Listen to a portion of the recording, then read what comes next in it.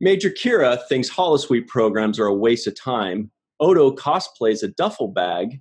And Garrick is completely honest with Sisko for the first time ever. Hello, everybody, and welcome to the Seventh Rule with Cirroc Lofton. Hello, hello. My name is Ryan T. Husk, and today we are joined by the most special of all guests, Nana Visitor. Hey, guys. We're also joined by the other most special of guests, Malissa Longo. Hi. Hey. And today we are reviewing Deep Space Nine, Season 3, Episode 5, Second Skin, directed by the infamous Les Landau, written by our good friend, Mr. Robert Hewitt Wolf. How you guys doing? Excellent. Doing good. Awesome. Doing good. When we spoke with Robert about this episode coming up, he wanted to send an apology to you again, saying that he was sorry that he made you wear this makeup for this episode. Oh my God. Oh my God. It came flooding back to me as I watched the episode. I hadn't watched this episode since it aired, so it was really all new to me. But yeah, being called in at 1 a.m. and the rest of the guys in at 7 a.m. And then the day starts.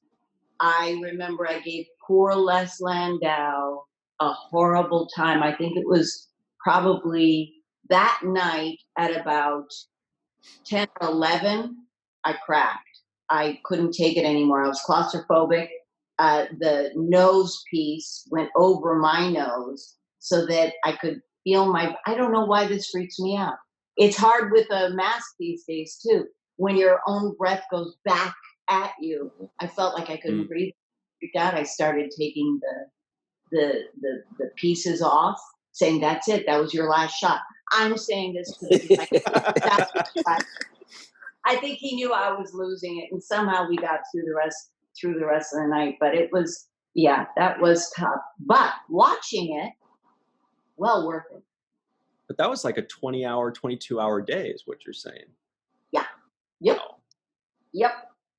Wow. And having claustrophobia for that length of time. Yeah. Yeah, it starts to get you. And then at just some point, you're just like, I can't do this anymore. I have to breathe. Yeah. Yep. It just, well, and again, we've talked about this before, Cirroc, but the days were so long, it wasn't like, okay, I've got this job and I'm doing at 1 a.m. That was after 2.5 years of day in, day out, sleep deprivation. So you're already starting with an empty tank, and you're already half out of your mind. So that doesn't help. I was looking at you in this episode, and they have the chin prosthetics to kind of square up your jaw a little bit. Yeah. And then they have the piece, I guess it goes over your ears. And then obviously the wig as well. So it's And the neck, yeah. Yeah, and the neck. Yeah. I mean, was it the nose that bothered you the most, or? It seemed, now tell me if I'm wrong, but it seemed more elaborate than the other Cardassians. It seemed like I had more. I'm not sure if that's true or not, but it was, oh my God, it was a lot. It was a lot. But again, he wrote such a great script, and it had such a great message, and it was such a great opportunity. It was like, to me, I'll just say, watching it, I thought it was kind of classic Trek in that it was a standalone. You got it. There was racism on both sides, and boom, now she's the thing that she hates most. Now what? Right. Something I noticed too was that Major Kira now has officially a soft spot for 2 Cardassians so far where we are. The first one was Duet, and now it's this guy. She's got a thing for old, like father. She does. But Bajoran one, she burns their house down. Remember the older guy? It's like, yeah, she's got this father-daughter thing going on. Obviously, but 2 Cardassian. That's an important move in her her arc for how she moves away from racism until she's finally working with Cardassians. Right. You know, one thing that stands out to me also watching this episode, it basically has been clear to me up until this point, now the third season, 5th episode, that you're the star of the show, because you've had the most centric episodes with your character, and I think the ones that stand out the most are your episodes so far up until this point. So I'm just pleasantly surprised because I didn't realize this, because obviously I wasn't in some of these episodes. I didn't really film, and I didn't know how much your character was just like the most prominent character in the show. I wanted to know if they did, like, if you got the support of the women's groups and things of that nature that said, let's elevate this woman because she's really a strong female character and let's get behind her. Was there any of that going on? First of all, I appreciate you saying that. Still watching the show, I look at Avery in those scenes and I go, there's our star. I mean, I just simply feel that way. But I got no support. I got zero. At that time, it wasn't a popular, it made everyone a little bit, my character, people were uncomfortable with what I was doing. That's not really what we want to see. So, no, I didn't. And from women, I would get, you don't have to have the strength of a man. You don't have to be tough. And I just wouldn't go into, but you have to look at the circumstance she's in. You have to look at what her life was. This was a fighter. She was a fighter. That makes a difference. It's not like she's got an easy life. But no, pretty much everyone steered clear. It was only like maybe 5 years ago that I got an inkling of people going, hey, you know what? Your character was the first one that I saw do such and such.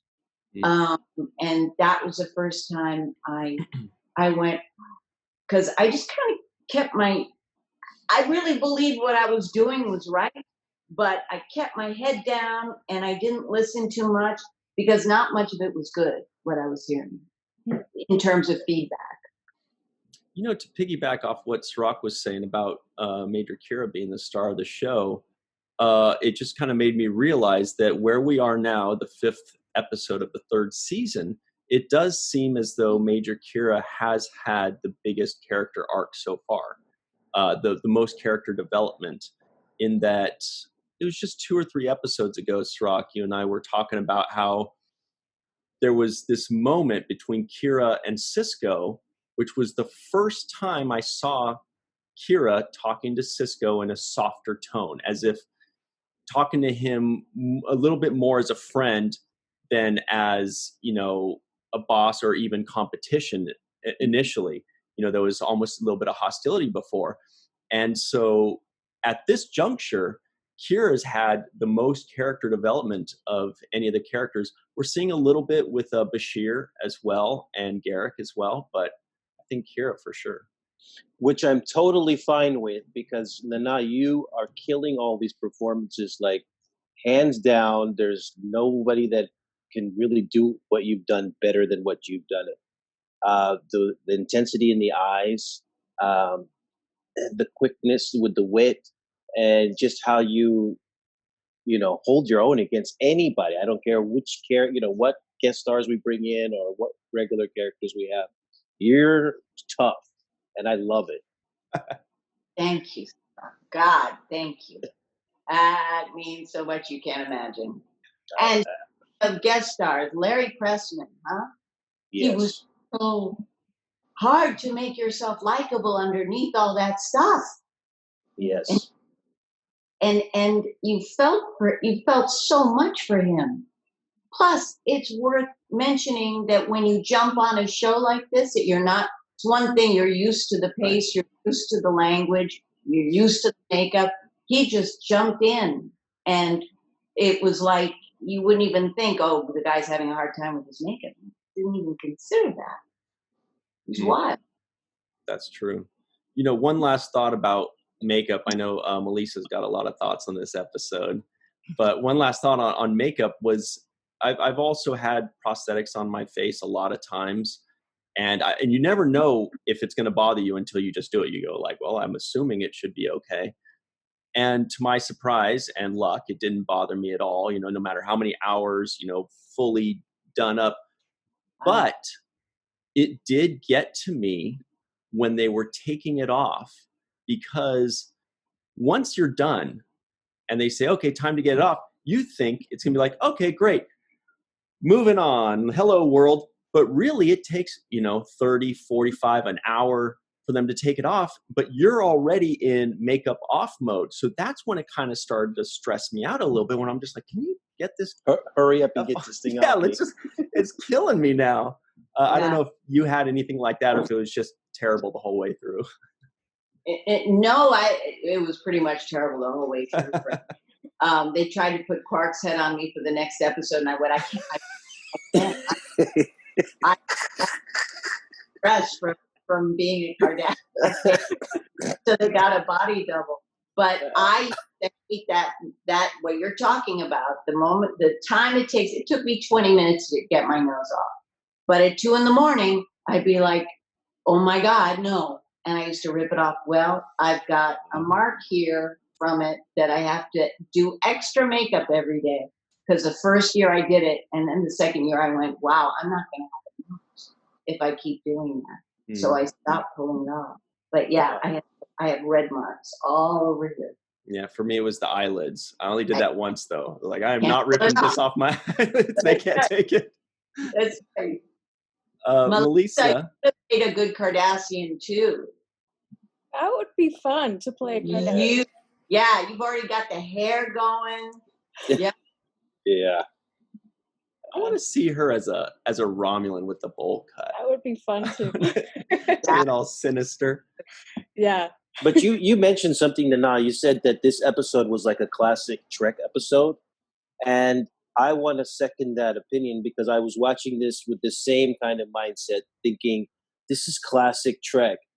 They take the things that we're comfortable with and then make you uncomfortable. Right. And they play on the same, like, for example, your character being, you know, this freedom fighter, and then they put you on the other side of the team. And you having to deal with the emotions of processing, you know, there somebody on the opposite side calling you friend or daughter. And I just thought it's a classic way that Trek deals with these kinds of themes and these issues. They always, I think Robert Hewitt Wolf said, whatever the audience expects, we do the opposite of. Right. Yeah, it's kind of like having an egg beater in your brain for a minute. It's like, no, you can't think about it this way, because we're going to make you come around the other side to look at this whole subject. And I do think it was classic, and also a standalone. I understood last night exactly what was happening. Mm-hmm. Me too. And what they were trying to get across. You know, to touch on the writing a bit more too, it's always impressive the way the Deep Space Nine writers find a way to incorporate so many elements that are necessary for it to be a good script. You know, the twist at the end, even if you know where it's going, even if you successfully predict where it's going to go, you don't know how it's going to get there. And or they create this element, which it would have been just as easy for Major Kira to be a Cardassian, for her to learn lessons and escape. But they put that twist in that they're not trying to get Kira, they're trying to get Iliana's father. And, you know, suddenly we learn so much more about him. And this is totally unexpected. There's no way we could have expected it. And these are just all the little things that separate, you know, like a good script from a great one, I think.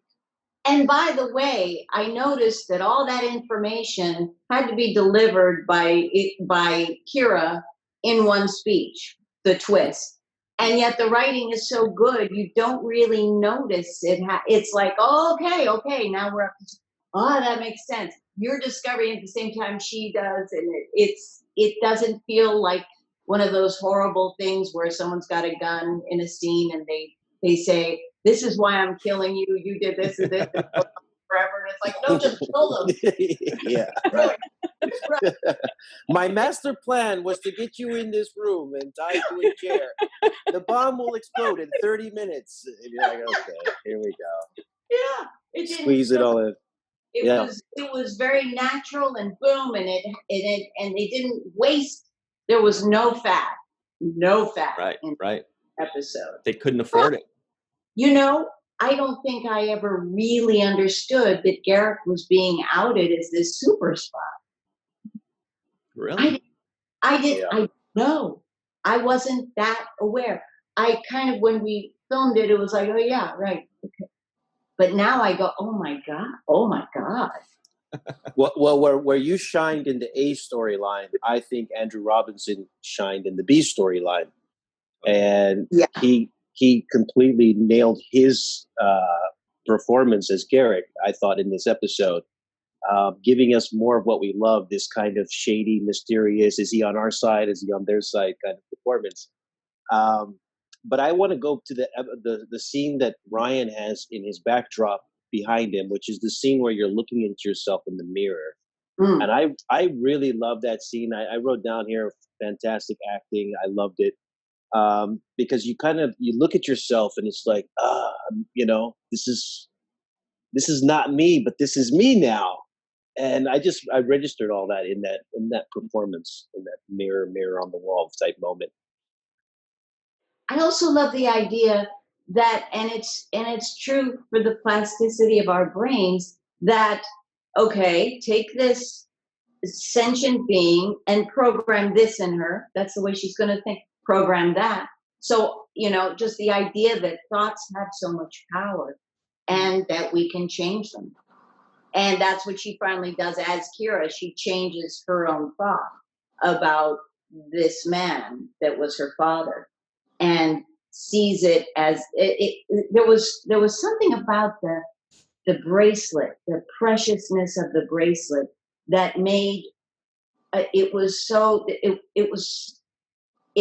like actually physicalizing the compassion that he gave her, right, and she can now give him. Right. Yeah. Absolutely. That's a good point. Yeah, this belonged to your mother, and it really summed up all of those emotions in like a tangible object. And you get to see that switch where she begins to soften in her stance a little bit. I love the interrogation scene when they start trying to get you to tell, how many people are on the ship and tell us what's going on Deep Space Nine. And you give like the best lie. You pass it off so good that I had to double check. I was like, no, they let her in ops. Don't they let her in ops? Like, I was saying to myself, this can't be true. She's like, yeah, there's 30 to 40,000 of them. Yeah. Fact check. Fact check. And I was like, is there really that many people on DS9? So I was actually, you were so good at the interrogation scene that just completely like playing with them. And that's just another thing you do so well is you sell these moments. And, sometimes I watch my performances. I say, wow, I suck. Every time, oh, I do. And, or I don't believe that. Sometimes I'll look at it and say, you know what? I don't really believe me that much. But Cirroc, I gotta watch you as a child act has to be one of the toughest things ever. How can you do it? I can barely watch myself in anything ever at any point in time. But if I watch myself as a child, oh my God, it would be really hard not to come down hard on myself. I do come down. Yeah, I'm sure it's not easy because I didn't really have much reference to go to, and now I'm looking at it with an adult mind, so it's really more critical. But I watch you, and I believe what you're going through, and that to me is the sign of great acting. Is, do I believe you or not? Have you sold me on the fact that you're this person or not? And I never question whether I believe Kira or not. It's like I'm totally bought in on that. I love that. Thank you, sir. That's awesome. You know, we've got a few minutes left before we take our break for our second segment. Melissa, I wanted to ask you very quickly, because when I saw Kira as a Cardassian, my first thought was, oh, she looks pretty good. It works, you know, with her bone structure, because sometimes we've seen certain characters becoming a different race. You know, later on we see like poor O'Brien as a Klingon, which just looked very... I don't know if you remember that, but it just did. Oh, I was just like, this poor guy. But with you, it worked. And I, you know, Melissa, I believe you said Kira was your favorite character, and I want to know like what you thought of her as a Cardassian. Did it work for you, or were you like, give me back my Kira? I've always give me back my Kira, but I think this worked because I believe the struggle that she went through. She was a Bajoran, and I love the strength of her convictions.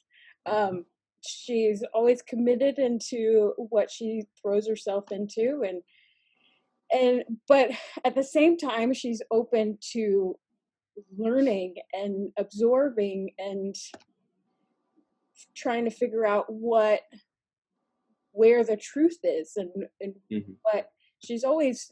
I took that she was always trying to be a better version of herself, which is why I liked Kira's character so much. It's because she started one way in episode 1, and she had all these walls up, and she's, you know, gung-ho against everyone in the entire universe, and those walls start to crumble because of the great storytelling throughout all the seasons. So that's what I liked. And I liked that she was strong, and she was, you know, because you didn't see that much on television. So as a teenager watching it, I was like, yeah, why can't I see more women like this? Yeah.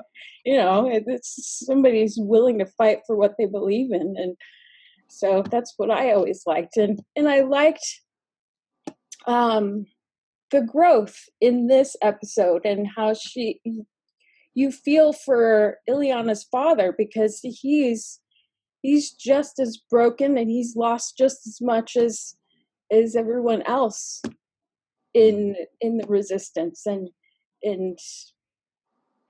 the way they connect on that is really great to see as well. And Kira gave him a gift in accepting the bracelet, and, you know, that was for his daughter, that was her mother's, and so I think we all just like listening to you talk, Melissa. We all just kind of got quiet and just like listen to story time. We do have to take our break very quickly, and we'll be right back on the 7th Rule. Hey everybody, and welcome back to the 7th Rule with Cirroc, Lofton, Nana Visitor, and Malissa Longo. We are reviewing Deep Space Nine, Season 3, Episode 5, Second Skin. And, very quickly, let's knock out these trivioids that didn't make the cut. We said Major Kira thinks holosuite programs are a waste of time. By the way, there was some really good lines in there. When Quark says, oh, you know, if maybe you haven't found the right holosuite, yeah, you know, I could. And you said, you could, but you'd live to regret it. Also, Cardassian records clearly indicate that Akira Nerys was held. That's not funny. The Klystrons have developed a new burn treatment technology that has to be seen to be believed. Just interesting. Why Tepa delivers Major Kira to the Cardassians. She was the lady with the bisected, the thing on her head. I was like, who is this lady? So I looked her up. Her name's Why Tepa, whoever she is. Legate to Kenny, Gamor isn't such a bad guy after all. Kira's mother was an icon painter from the Dakar province, Dakur. Dax can make your comm image look like a 3,000-ton screech rhino if you want her to. And Odo cosplays a duffel bag, which was my favorite. Nobody else's. Nobody Clearly. else is funny. Obviously.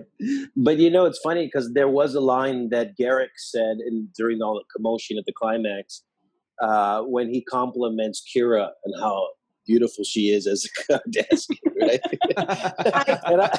It just comes out of nowhere. It's like, might I say, you're looking pretty beautiful over there. And I love that little just throw in. I don't know how they did it, but it was just great to throw that in there. Yeah. There were a lot of really good lines in this. There were a lot episode. of good lines in there. Yeah. Every once in a while you find one and you're like, oh, I want to write this down. But this one just had too many to write down because there are so many good ones, like the one we just mentioned, especially the way you delivered it, Nana. You'd live to regret it. Yeah, that's something along those lines was my standard line to Quark always. It was like, take, or you'll take that hand off my hip, or you'll never see that hand, or you'll never lift a glass with it. Something like that. It was always like, cut, done, you're goodbye with Quark. It was a good one. What do you think, Lana, that happened in the last, you said about 5 years ago, people started to shift and really kind of acknowledge Kira as the strong female character that she was. What do you think it was that happened culturally, shifting wise, that made people say, oh, well, we forgot about this? Well, I think when it came back on Netflix, and people saw it again, they had been fed for a long time on much, seeing women in much different roles than, back 25 years ago. So they were okay with it. They were more familiar with it. And I think that it was the first time that a lot of people saw Deep Space Nine. Being serialized back then, it was hard to watch. It was hard to find. So just being able to, binge watch it on Netflix, it really, I think that was the best way to watch the show. And I think that's what made the difference. Yeah. And I would add to that culturally, we've kind of accepted that women have a broader view of, what they're capable of and what we expect out of them. And they're not sort of pigeonholed into this one stereotype of, the housewife or the woman that's soft and delicate. And now we're starting, Man, you're the girlfriend, you're the killer, you're the other woman, you're the wife, It wasn't, it was always in relation to a man. Right. That's a good point. Yeah. And then, the other thing is that, at least from my understanding in the Star Trek community, a lot of the people credit Kate Mulgrew for being the strong female lead in Star Trek that has, set that trend. But after watching you now these first 3 seasons, clearly you're the person that started this strong female character on Star Trek, in my opinion. I mean, maybe you guys can... No, that's right. Uhura was the first, but she was not portrayed in a similar light. Crusher and Troy, had their strengths, but not that kind of strength. And Tasha Yar was close to that, but she didn't even last an entire first season before she was gone. And so, you're right that Major Kira was the first consistent, strong female character in Star Trek. And then it was a great progression to put a woman, in charge of the ship. That was fantastic.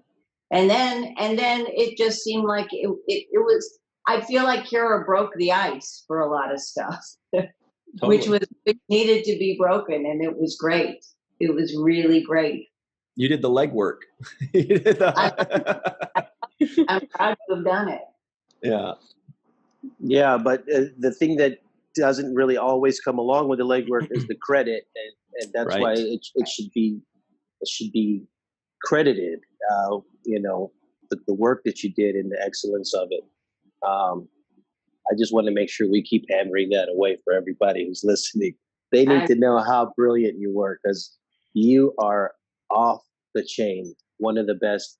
You can't get better than how you did deliver what you did on that show. I agree. I agree with Cirroc. Yeah. I think it's coming. Like what you're saying, Nana, you're getting that credit eventually, right? It's like where were the finally Emmy coming 20 years like later, you know? We have a system in this business where people get recognized for their performances and they get nominated for awards, and that's why we have the Emmys and and all these other awards. And I just feel like, how did Kira not get nominated for these performances in these episodes? They're great. Science fiction doesn't get recognized regardless. Well, it does for makeup. It does for wardrobe. Makeup was what I was going to say. That's the one where science fiction does do well with Emmys and awards. Yeah. Yeah, but maybe now that'll change too. I mean, there's so much science fiction and there's so much great science fiction. I've got to believe that people will win for it. I mean, I now it seems to be that's what the big blockbusters at the moment. Now let's see, after this interesting pause we've all had, what the new movies are about and what they look like. But certainly it was science fiction and fantasy and all these, and hero stuff. That was the one thing you didn't want to do as an actor. You didn't want to touch that stuff because everyone would tell you it will ruin your career. And now it's like, yes, please, let me get something Marvel. Right. It's all flipped. It's so weird. It's flipped. Nana, if Marvel calls, do you pick up the phone? I never look. If they call and say we have, the woman who's married to the guy and she's just, kind of behind him, I'd be like, no, it's boring. But I can't imagine a genre that wouldn't be fascinating to me as long as the character was an alive, sentient being. It was like just there's something going on. Mm-hmm. It's so interesting to play. That's the fun part that I love to do. It's fun. It's fun to ask yourself questions. What are you thinking? If you think you're one thing and you're looking in the mirror and seeing something else, how does that mess with you? How much of your identity is your face? You take someone's face away, what have you done to them? Those are the questions that fascinate me. Mm. Yeah, we deal with some of that in this episode. Taking your face away. That's true. Episode. Yeah. And yet you still shine through those eyes. You still shine through the performance, and that's just a credit to how you perform the scenes. Cirroc, you usually find one or two lines that you really like above all else. Were there any lines in this one that really stood out to you? Yes. I like Kira's line when she looks at herself in the mirror and she says, "What have you done to me?" It was a simple line, but it just it really resonated with me. I like Garrick's line when he's talking with the other Cardassian ship, and he tells the guy, "You were doing your duty," but then he says, "Yeah, it's something that I overheard while I was tailoring somebody's trousers." Hemming some trousers. And I was like, that is so Garrick. That was so Garrick. It was so Garrick. It was like, don't ask me where I get this information from. Just something I overheard, And the humble, you see him on his knees, hemming pen.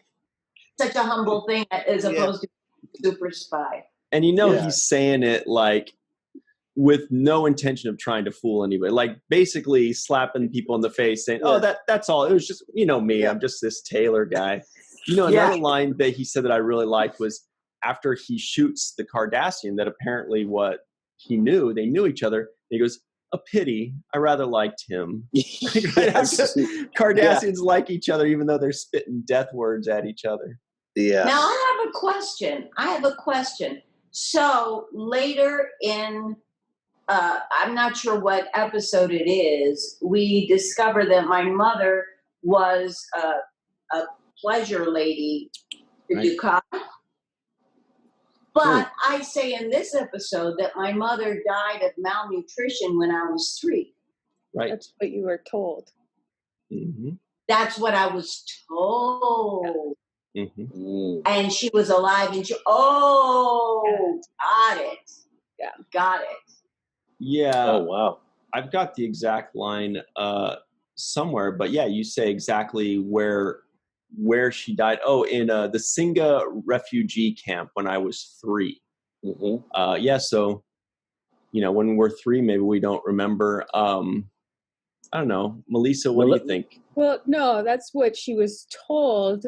So that, it's the story that you're told about your parent who's walked out on you. Well, she didn't walk out, but, he died in a car crash or what have you, when really she was... Cardassians took her. Ducat. Yeah. Right. Ducat. Mm. Ah, that guy. That guy Ducat. Yeah. That's when you start to like him. Well, you find out he kidnapped your mother and used her as a sex slave. But other than that, he's not a bad guy. No, the other line I liked is when Garrick says, "Commander, this is extortion." Yes. And Sisko's like, yeah, it is actually. Beautiful. Perfectly delivered too. Yeah, it was. And I like that as well. So there was a few lines that I liked.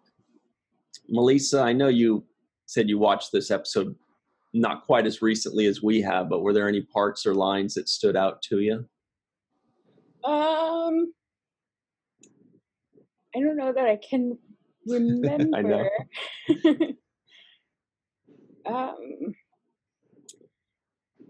No, I remember, well, and I always think this when I see the episode, and I love Deep Space Nine for the reason that I can immerse myself when I actually watch and get lost in what's happening. So I'm always like, no, she's not.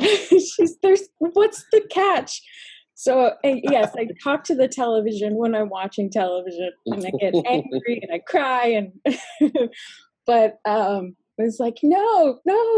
So I love the discoveries that Kira has throughout the episodes, because it feels like I'm discovering these things with her and on the journey with her, rather than, oh, this is what's going to happen next and this is what's going to happen next.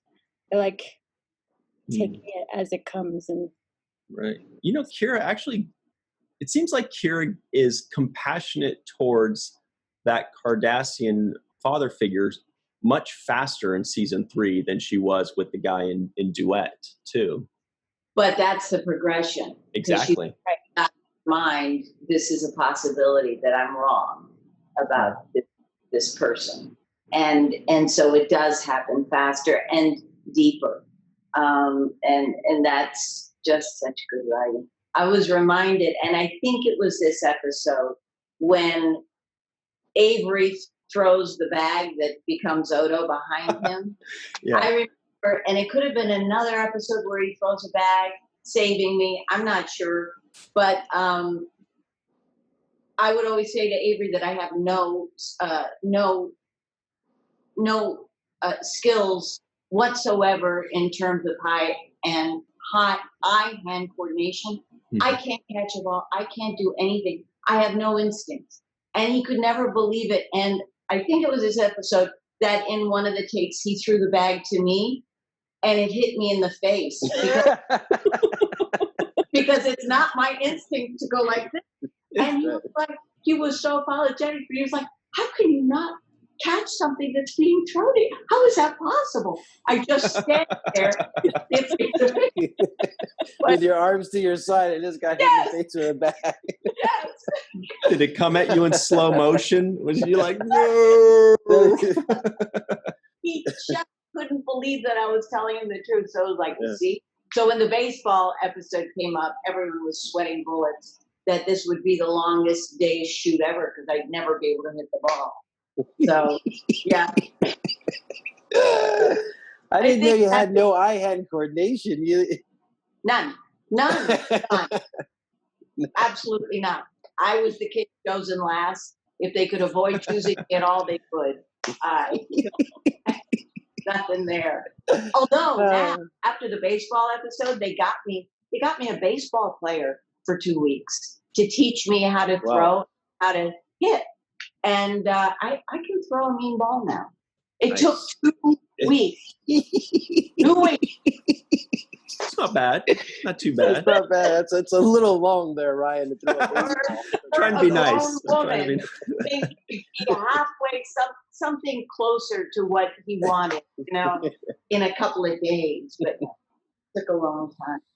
Oh man, that's funny. So we've got about 10 minutes left in this episode. Another quick line that we kind of covered was when Mr. Sisko says, Mr. Garrick, when Garrick says, I will not sacrifice my life for yours, basically. And Sisko says, Mr. Garrick, I believe that's the first completely honest thing you've ever said to me.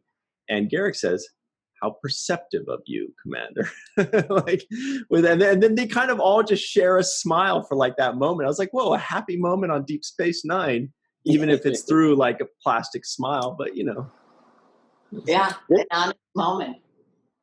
There's another thing you do, Nana, and I don't know if you do it like consciously or if it's just how you go, but there's really subtle things that are not verbal, just body language things.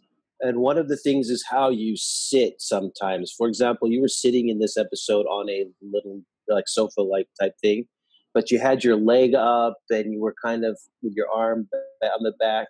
And it's not the most ladylike, like, typical posture, with your back arched up and, with your legs crossed in a certain way.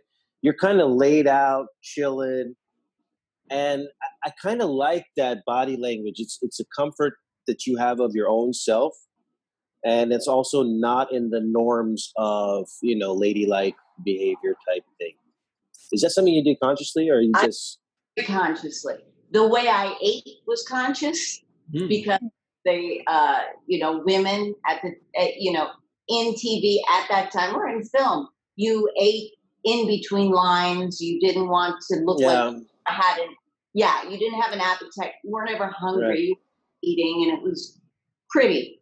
And I wanted to make sure that Kira had an appetite. She was hungry and she didn't care so much what it looked like because she needed to eat. That was important to me, and the way I sat was important. As a matter of fact, somewhere I saw someone who went, Kira had man spread, and it was. I was gonna say that. Yeah, that's before there was a term for it. Kira was man spreading, and that was deliberate. That was very deliberate. I was taking, when people put their arms on the back of the chair. That's taking ownership of the space, and that it's almost aggressive. So, and taking the space of a chair is kind of aggressive, and also saying, I am very much grounded in here and ready to get up. If my legs are crossed, I'm not going to be able to jump across the room with you in case I need to.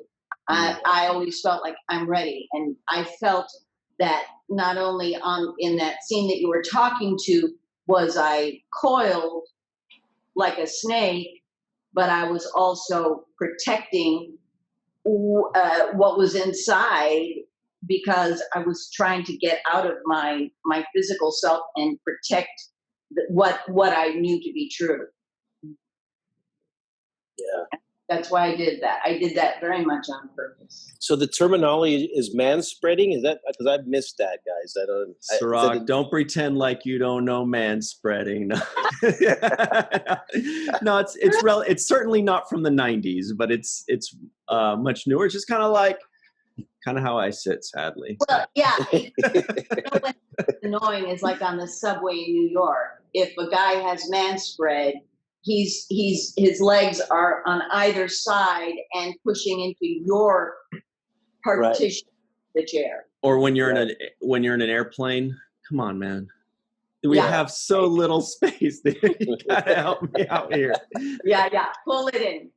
Yeah, pull it in a little bit. I always have to have somebody's furry arm touching mine in an airplane for some reason, and I don't. Maybe not anymore. That's true. Now, you're right. We didn't get there yet, but eventually we're headed towards this Kira Odo relationship, right? We got a hint. We've been dropping hints. We got our first hint, yeah. Yeah. Were you cool with that? Them writing you and Odo together? Now I am, because I see how it went, and also because it's not such a big trope. But back then, it was like such a typical thing. Couples who were friends, a man, woman, friends, there's sexual tension. There's always sexual tension. No one can ever just be friends. And I didn't like it because I thought it was typical to make it become a romance. I thought, oh, not this too. There were so many shows doing that. Let's go a surprising way and just have them love and support each other. But now that it's not such a thing, I can look at it and go, yeah, that was a real love story. And it makes sense to me that Kira would love someone that the outside didn't matter, but it was this inner person that she loved. And of course, the other thing is I got to work with Renee all the time, which I adored. So it worked out. I was happy for it. And in retrospect, it was exactly the right thing to do. Yeah. That's great. Melissa, how did you feel about the Kira and Odo romance? I loved the Kira and Odo romance for all of those reasons, because they were such good friends, and yeah, there was a honesty to their friendship that was wonderful, and I loved the way Odo was with Kira and how he was a little bit softer towards her than everybody else, and I love the awkwardness when she finds out that he's got feelings for her, and that was authentic to me too. And then when they finally got together, I was like, yes, woohoo! I love these two, and I'm glad they're together. Yeah. So yes. I like also the two characters who were most defined starting off in the show. Like Odo start off, and he was like, he knew what he was going to do with Odo. Didn't really change much. He was defined, and you were like, you were locked in from day one. So between you, Quark, and Odo, I think are the three characters that are the most defined right off the bat from the beginning. Absolutely. I see a lot of the other characters kind of like finding their way and trying to, get better and learning, myself included. But I just felt like you were just nailing it out the park from right off the bat. No wonder they were like, let's write more episodes for Kira, because you were just delivering, Thank you, sir. Yeah, it's a good sign when Cirroc for, over 2 seasons is saying, I want more Sisko. Man, there wasn't a lot of Sisko. I want more. But then when there's a Kira episode, he's like, Sisko who? This stuff is great. It's true. It's true. I mean, there's not that much Sisko in the beginning of this show. He doesn't get like centric episodes where it's his storyline kind of on, finding out more about himself. He's kind of the guy in the middle, like, supervising here and there. But I felt like you got the most, like right off the jump, so many good centric episodes. For example, like the Mirror, universe episode where you were evil Kira. And I love those kinds of just those performances. They're just dead on. So thank you, sir. I have to say, after all those years of going, oh well, I did what I thought I should do. It's so nice to hear, and it like sinks in so deep. So I really appreciate it. Thank you. It's got to be validating, yeah. It is. Well, because it went so long without being valid. Like what year? We're in 2020 already. It's been.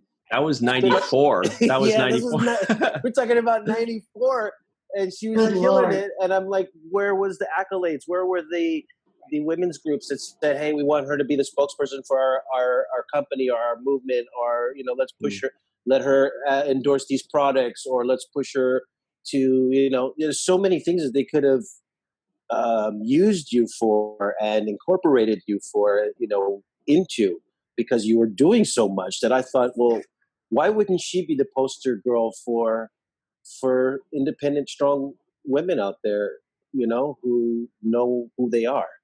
No better time than now. Yeah. Now's the time. And I believe, Nana, you made the right point, which is, because I didn't know the answer until you said it, about what changed, why you got the accolades now that you didn't get before. I do think it's because of people seeing it with fresh eyes. A younger generation seeing it, and then people that maybe hadn't seen it for a while rewatching it and being like, I kind of like her a lot more than I thought I did. I think you're right. I remember the moment I was at a convention and a boy that seemed to be about 15 years old came up and said, "Oh my God, you're my favorite character." And I was like, what? Wow. A 15-year-old boy? No, that's not what usually happens. And right after that, I found out it was on there. And people were able to binge watch it. But that told me a lot about his parents, that's like, yeah, that's a cool woman. That's a woman that you could, think is dateable. It wasn't that I was not the dateable one. I was not. There was just ask Quark. There was a producer, I'll never forget this. I came to his offices with the woman who was doing hair, in charge of hair, and she said to him, just to check out the hairstyle, doesn't she look pretty?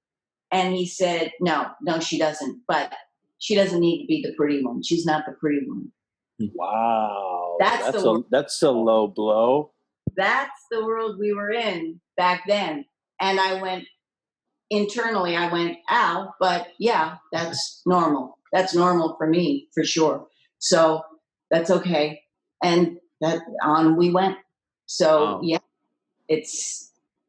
Well, for the record, you are the pretty one. You're pretty even in a Kardashian makeup, right, which is not easy to pull off, to be actually attractive in the Kardashian makeup. Sarah isn't going to be able to get out of my house now. Do you understand? I don't have to get out of my house now. If I'm lying, I'm dying. I'm only telling the truth. She's going to have to butter the sides of her head to squeeze through a door. I can't get out. I'm only telling the truth. Truth hurts sometimes. Thanks. Well, speaking of the truth hurts, we're out of time. I'm sorry to say, guys. We'll stop recording, but we're going to keep launching compliments at you, Nana, as soon as we're done recording here. But right before we go, super quick, we like to have Cirroc guess the IMDb rating on this episode. What do you think it was, Cirroc? I would say this is around an 8. This is about an 8.2. Melissa, what do you think? Yeah, I would say probably around there, 8.3. I'm going to go with. Nana, do you have a guess? I don't. I don't know how to do that. So the fans have rated this, right? Well, all of IMDb. So fans and non-fans alike, probably mostly fans. Cirroc, I got to be honest, you killed it. It's exactly an 8.0. Whoa. Wow. Straight up. 8.0. And which is the highest I think we've gotten so far, right? I think that's at least in a while. The previous one was pretty low. What was that one? Equilibrium, I think. Yeah, we won't talk about that. But big compliments to Robert Hewitt Wolf for really weaving this one in and out. Beautifully done. Really cool. Anyway, we do have to run. For those of you at home, stick around for the free-for-all. We got a really cool question for everybody that's kind of related to this episode. It's inspired by Nana's performance. So by her second skin. That's right. So thank you very much. Stick around for the free-for-all. We'll be right back on the 7th Rule. Hey, everybody, and welcome back to the 7th Rule free-for-all with Cirroc, Lofton. Hello, we also have Malissa Longo, Kat R. King, Carmen Shamwell, Homer Frizzell, also known as Commander Homer Frizzell. He named himself that. Dr. Marie Segal, and Rex A. Wood. How's everybody doing? All right. Doing good. I just noticed Kat has the shirt that says something about Earl Grey tea. Yeah, this came in finally. Ah. Oh, good. Oh, Right, that's so good. Great line. No, said no Picard ever, but you know. Said And then no he did Picard ever. All right, everybody. Heather Jordan's about to join, so let's pretend like we're just finishing up the question. Okay. That was a great question, right? Oh, Rex, we can't hear you. You got to unmute yourself. Yeah, that's just what I think. That was just my opinion. And that's super controversial. I know that was probably the best question ever, you guys. Thank you all very much. I think on that note, we should end it on that. Yeah, thank you all very much for joining us. The Seventh Rule, and we'll see. Oh, hey, Heather's here. And Heather's here.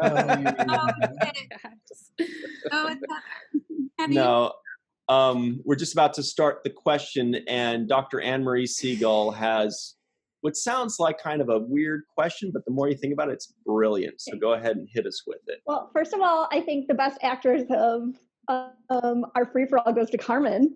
That was amazing. I was totally like, wait, did I miss a question? Who is she? Who's that person? Our up-and-comer. Thank you. Yeah. I appreciate you saying that only because I have to moderate a live panel discussion later. So I am like putting myself into like full. Oh, well, then Carmen also wins the Best Hair and Makeup Award. Then it goes that is why. So Gee, I thought you were going to give that to me. Runner up? Runner up. Rex. I'll take runner up. Okay, so the question is, what's your favorite person who undergoes surgical alteration to become another species in Star Trek? Oh, okay. I said person. I meant it's a deep cut. Character. What's your favorite character who undergoes surgical alteration to be something else? It's a deep cut. Just like in this episode, Major Kira becomes a Cardassian. So today's question is, who's your favorite character doing trans-species cosplay, basically? Yeah. Got it. I know. Got it. We're starting with you, Rex. Oh, sexy Rexy. Ready? Here we go. Sexy Rexy. James Kirk as a Romulan. Oh. Love it. Yep. Oh, this is the golf clap. Sorry. The Enterprise incident. Beautiful. With Anne-Marie, device. do you have an answer, Anne-Marie, or did you write down all of our answers? I didn't write down all of our answers. I mean, first of all, there's so many, but I think my number one favorite is Sisko as a Klingon. Oh. He just really shines. What did you like about it? He just is really, it really brings out his over-the-topness, especially when talking about like blood wine. He's just fabulous as it. Yeah. Right. I remember the line he says he doesn't say blood wine. He says blood wine. Of course. Right. I remember that. Yeah. Can you say that as Worf? Blood wine. Yeah, Worf is also there. It's so fun seeing them hang out as Klingons. He's always more pouty than all the other Klingons. Oh yeah, Worf is so emo. He's a powder. He's emo Klingon, yeah. So, all right, Heather. If Worf was a Smurf, then you would be pouty Smurf. Right? Grumpy Smurf. It would be Grumpy Smurf. What do you think, go Heather? up to Michael Dorn and tell him he's a pouty Klingon. I just want to do that. Yeah. No. You can do it before we can. That's right. In your Crusher yoga leotard. That's right. Heather, do you have an answer for us? I know it's a tough one. I have two, but I don't know if I should say both or not. Sure. Say both. Both. Okay, so the thing that popped first in my head was Deanna Troi when she was, I think it was a Romulan. Right. Member of the Tal Shiar. Yeah, and at the very end, when she goes like this, and she goes, oh, when she gets back to her normal self, goes, And that popped in my head, but of course, I have to give props to Ash Tyler because I mean he was embedded so deep, and that's probably one of the only times we saw it the other way around, where some like another species. I mean, we did see it on Voyager a little bit, but you know, him coming into the Federation and being a human, that was pretty. Well, I think technically that was Voq being a human, right? Right. Yeah. Is he originally a Klingon, I think? Yes, but Okay. was there then originally an Ash Tyler and they kill him and take his body? Was that how that worked? think so, There yeah. was there was originally an Ash Tyler, but they surgically altered Vogue to look like Ash Tyler. Yeah, I think they had to, like, I don't know, kill From Ash Tyler, though. within. I think so, too. Oh, yeah. And then he was, like, tortured. It was way worse for the Klingon. Like, becoming Ash Tyler was torture for the Klingon. Heather, is that a versus, new like, mic? You sound good. Yes, it is. It's weird. My green screen, like, hides it. It's kind of funky. But all right, Carmen Shamwell, do you have an answer for us? My God, you with my government name again. Stop giving out that info, man. Just call it Carmen.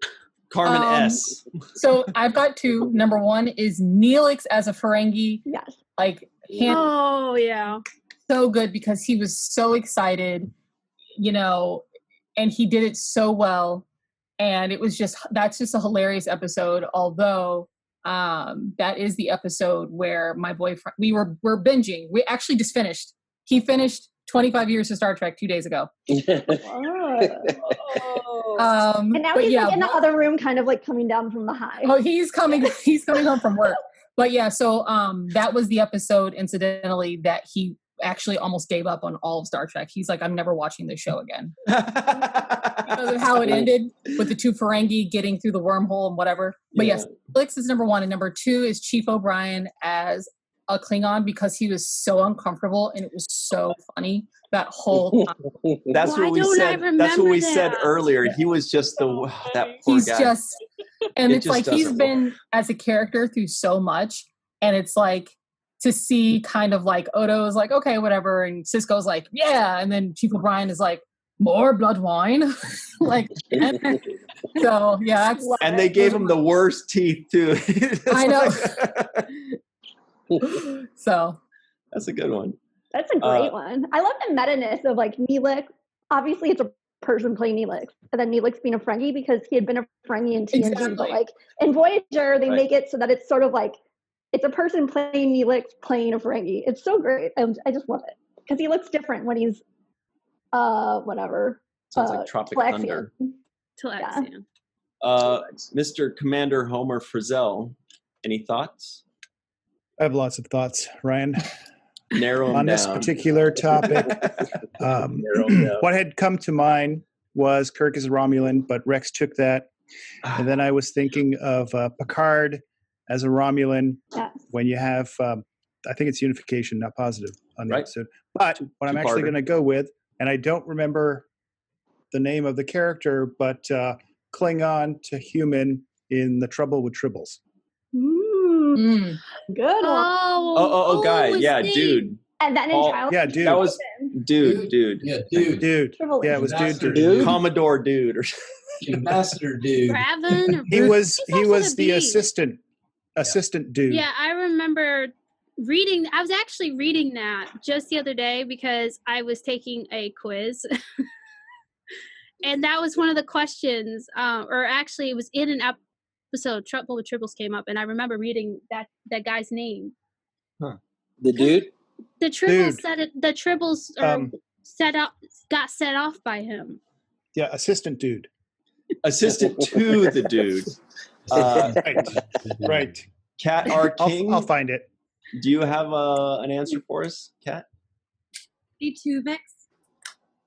Tuvix. Oh, okay. Who's Tuvix? Accidental. Thinking outside the box. Does that count, though? Does it count? Count. I mean, no. She's allowed to bend the rules. It's creative. Yeah, bang, bang. Do you not remember Tuvix, Carmen? Or who said Tuvix? Or Cirroc said didn't know. Cirroc said, sorry. Cirroc. Yeah. Tuvix was this hideous mix of Neelix and Tuvok. So that Janeway hated so much she just killed him. Also, one of Voyager's, I would say, top 20 episodes that just kind of like it brought up a lot of really good like ethical questions, but it was a transporter accident, kind of like when with a plant Guinan got caught and whatever, and like in Rascals, yeah, And then Janeway had to make a decision whether to split them up, but Tuvix wanted to retain his autonomy. He had this whole rousing speech at the end. It was actually really, really good. Still to this day, people talk about it, yeah. Yeah, Janeway's like, nah. She's like, sorry, I like the other guys better. You're dead. Yeah. Malissa, what do you think? I'm gonna go with Kira as a Cardassian. Nice. Yeah, that was like the obvious choice. Topical. Pointed at, she doesn't get nearly the accolades she deserves. So, Kira as a Cardassian. And a gorgeous Cardassian at that. She's great. Yeah. Yeah. Never thought Cirroc? I'd find myself finding a Kardashian attractive, but What about Garrick? there's a first for everything. Yeah, not my type exactly, but he's a very handsome guy. It's more like a Demar kind of a guy. Mine is I picked Tim Russ as a Klingon. I liked him as a Yeah, that Klingon. was a good one. Oh. That would have been my second choice. DS9 episodes. I thought he was pretty good in that one. Yeah, he had like beautiful flowing hair. He's played 3 different races in 3 different series. Yeah, he reminded me of Shonuff in The Last Dragon. If for anybody that knows that movie. Oh, of course. I just know Enter the Dragon. Shonuff. Who's the master? Oh, Shonuff. Carmen knows what I'm talking about. Anybody else? Oh, and we I have no idea what he's talking about. Darvin. Oh well, For if you look up The Last Got it. Dragon, Shonuff, you'll It's get it's iconic. it's an iconic character. Yeah. They're also sponsoring 7th Rule. Oh, okay. No, got it. isn't that the oh gosh, what's your drink, Ryan? Now it didn't work when I can't remember. La Croix. Shasta. Oh, That's it. That's Shasta. Fanta. Hey, here's what I got here. Macduff, the Sataran. Oh, that's so fun. On the Conundrum episode of Next Generation. So creepy. Right? Because he was cosplaying a human, I guess. Yes. Wow. That's an amazing I know. answer. Deep cut. Thank you. And special mention goes to the fish lady, the turtle monster, and the Cro-Magnon in Genesis. Yes. Oh, Good call. Wow, yeah. So horny many Troy. Rock's like, I gotta watch Next Generation. Let's go. Yeah, this is the It's fish so lady. good. Like which fish lady? They're Deanna Troy becomes a fish lady. Yeah, but she's also got mojo going Actually, on. she's an amphibian, I think. Yeah. Anyway. Mojo. No, Joe. She's abnormally attracted to people in that episode. Huh. She gets Specifically Worf. Wasn't it Worf, I believe? That Yeah. she was pheromones was Yeah. the issue. But I think it was with Right. Worf. And he bites her. Oh. Well, we only have a few minutes left in this one. This was a really good question. But I do want to say, Cirroc, you get to pick a winner. Who gave the winner? best? I know. This is Did we the get a fun part. prize? Who gave the best Thing is, he answer? doesn't know how good yours is. Oh That's yeah. okay. I don't need to. I'm gonna pass my pick to Anne Marie. I'm gonna let her decide who the winner is. Oh, I thought I was the winner because I said a Sisko. And it's going to Ryan because I love the McDuff episode. All right. Yeah, just because his name is McDuff, it's just so funny. We never found out what his real Weird. name was as I the Sataran, though. I know. That's the tragedy of it all.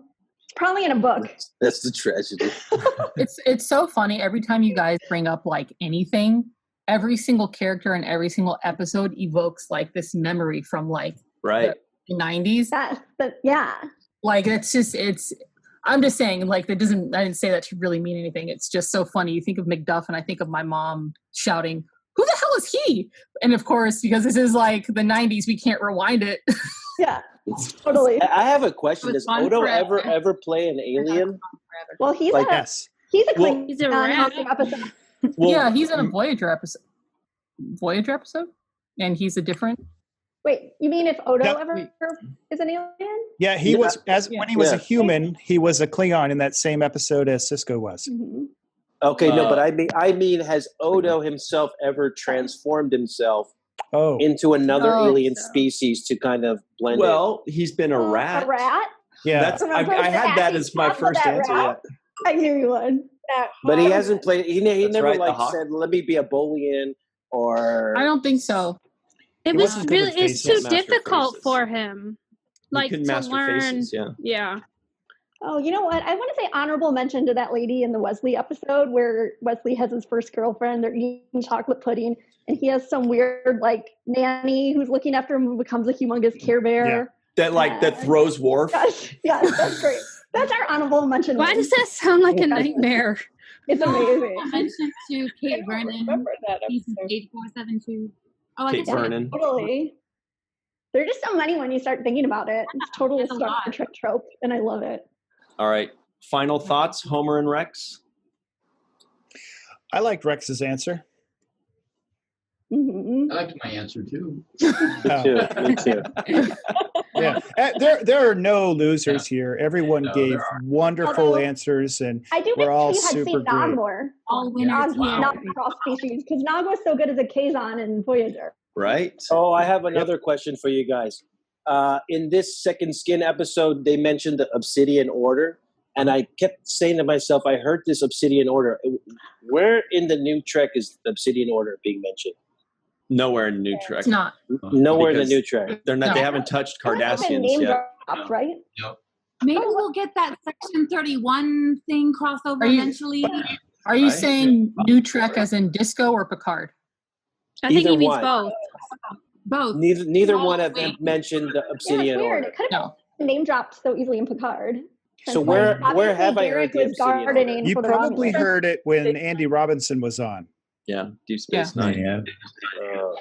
The Cardassians, Probably. the Cardassians probably aren't established really in Disco, and I think season 1 of Picard and season 2 are going to be wildly different in that they were really just trying to establish character in season 1. So I get why they didn't bring up a bunch of stuff, but they could delve into whatever they want. Plus, it was all about the Romulans and the synthetics, so they already had Right. two things. But, But was this Garrick about? was Is this Romulan like the gardener. Tal Shiar? Are they like the Tal Shiar? Yeah, It's except like- I think they're better. Or secret. Obsidian Order Gosh, right? kind of They were like- died out. The Obsidian Order died out Mhm. towards the end of Deep Space Nine. So Yeah, they really have a The low Obsidian point. Order never dies out, Just went to the Major. ground. Obsidian Order. They're We just just quieter. lie about just dying. hibernate. they lie about dying out. I like that That's one. right. Hiding. Oh, nice Hiding. mug, Cirroc. I love it. Oh yes, thank you very much. A little shout out.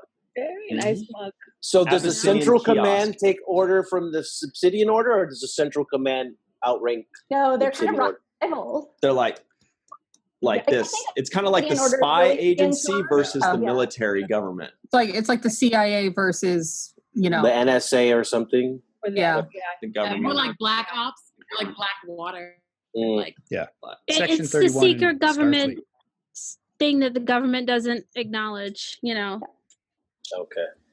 All right, guys, we got to run. don't exist. You'll learn a lot more about. Do you the really Obsidian have Order. to run or just walk slowly? I mean, really, just end the recording. I'm just gonna still sit on my McDuff. Sit on my McDuff. Thank you, Rex. Thank you, Rex. I do want Hey, to I say set up that joke. thank you. Yes, and you told it well. Very Special good, thanks. very Special good. thanks to Yvette Blackmon, Rex A. Wood, Dennis Koch, Homer Frizzell, Eve England, and Marie Segal, Carmen S., Rob Hoffman, PJ Thomas. Special thanks to Kat R. King and Heather Jordan, Malissa Longo for joining us. Malissa Longo for joining us. And Whoa. an echo. I heard an echo. Wow, I'm hearing it too. Anyway, thanks all very much. And always remember the 7th rule.